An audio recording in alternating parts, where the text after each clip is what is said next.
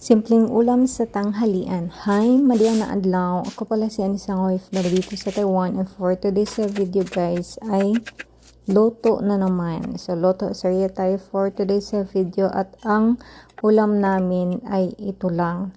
Hipon yung sausage tapos itong sabaw, repolyo at itong hipon. Yung ano yan, yung nakapack is ano yan.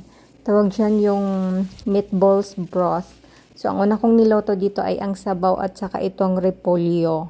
Kasi itong repolyo medyo kailangan kong palambutin. Itong sabaw madali lang naman eh.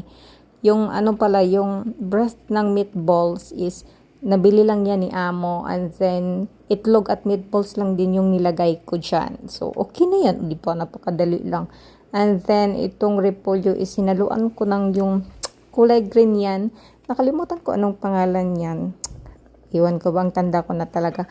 And then, ang last kong niluto dito guys ay itong hipon. Dahil madali, as in madali in less than 4 or 5 minutes luto na yan. And then, naglagay ako dyan ng rice wine. Tapos, hindi na ako dyan nagtimpla kasi nga tinimplahan ko na, diba? O, tapos, halo-halo ng konti. And then, ito na. Last na yung basil then. Luto na lahat. At ito na lahat yung mga niluto ko. 4 na putahe lang ay 3 lang pala.